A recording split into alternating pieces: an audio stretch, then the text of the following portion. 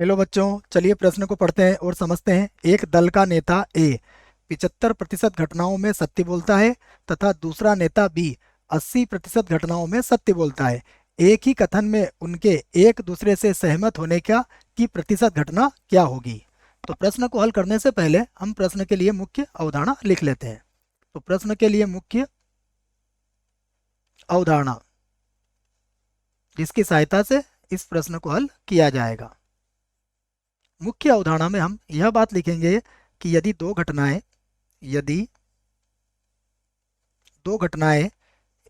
ई तथा एफ क्या है, स्वतंत्र घटनाएं हैं। स्वतंत्र घटनाएं स्वतंत्र घटनाएं है, तब याद रखें आप, यदि ये स्वतंत्र घटनाएं हैं तब ई तथा एफ की प्रायिकता बराबर होता है ई की प्रायिकता और गुणा एफ की प्रायिकता के। ये बात याद रखें आप। यहां पर आप ऐसा भी कह सकते हैं कि यदि आप निकाल रहे हैं ई और इंटरसेक्शन एफ बार की प्रायिकता, तो ये बराबर हो जाएगा ई की प्रायिकता और गुणा ये हो जाएगा एफ बार की प्रायिकता अर्थात एफ नहीं की प्रायिकता। यहाँ पर यह नियम भी काम कर सकता है, याद रखें आप, कि ई नहीं की प्रायिकता इंटरसेक्शन एफ की प्रायिकता, तो ये बराबर हो जाएगा ई नहीं की प्रायिकता और गुणा एफ की प्रायिकता। एक और नियम है, यह भी याद रखें आप स्वतंत्र घटना में, कि ई नहीं इंटरसेक्शन एफ नहीं, तो ये होगा ई नहीं की प्रायिकता और गुणा ये हो जाएगा एफ नहीं की प्रायिकता। तो यह सभी सूत्र आप इस प्रश्न में याद रखें। आइए अब प्रश्न को एक बार और पढ़ते हैं और हल करते हैं। देखो, दल का नेता ए 75% घटनाओं में सत्य बोलता है। तो मैं सबसे पहले मान लेता हूं, माना नेता ए द्वारा सत्य बोलना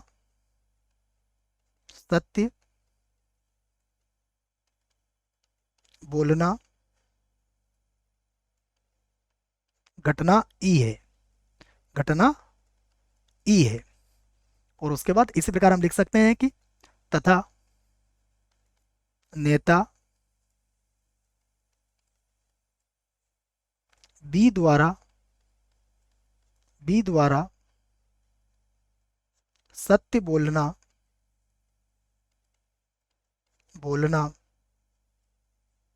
घटना एफ है। ये मैंने दोनों मान लिया है। तो अब देखिए, हमें इनकी प्रायिकताएं दी हुई है, तो अब हम इनकी प्रायिकताएं यहाँ पर लिख लेते हैं। तो सबसे पहले प्रायिकता लिखूंगा मैं ई की। ई हमने क्या माना था, नेता ए सत्य बोलता है, उसकी प्रायिकता है, तो ये कितना है 75%। जिसको हल करेंगे तो ये हो जाएगा 75/100। अगर हम इसको 25 से काट देंगे तो ये हो जाएगा 3/4। और यहां से हम ज्ञात कर सकते हैं ई नहीं, तो ई नहीं के लिए हमें क्या करना पड़ेगा, एक में से घटाना पड़ेगा 3/4 को, तो 1 माइनस 3/4 अर्थात कितना आ जाएगा 1/4 आ जाएगा। उसके बाद अब देखते हैं एफ के लिए क्या दिया है हमें, तो यहाँ पर लिख देता हूं मैं एफ की प्रायिकता। एफ अर्थात नेता बी जो है उसके सत्य बोलने की प्रायिकता, ये हमें कितनी दी हुई है 80%। तो यहाँ पर लिख देता हूं मैं 80%, जिसको हम लिखेंगे 80/100। इसको 20 के बारे से काट देंगे तो ये 4 बार और ये 5 बार कट जाएगा। और यहां से हम ज्ञात करेंगे एफ नहीं अर्थात नेता बी जब असत्य बोलता है उसकी प्रायिकता। तो एक में से घटा देंगे तो 1 माइनस ये हो जाएगा 4/5 और इसको हल करेंगे तो देखिए ये हो जाएगा 1/5। यहाँ पर लिख दिया मैंने 1/5। अब हमसे क्या कहा गया है, इस बात को पढ़ लेते हैं कि उनके एक दूसरे के सहमत होने की प्रायिकता। तो मैं इस बात को यहाँ पर लिख देता हूँ, अतः दोनों के सहमत होने की प्रायिकता, सहमत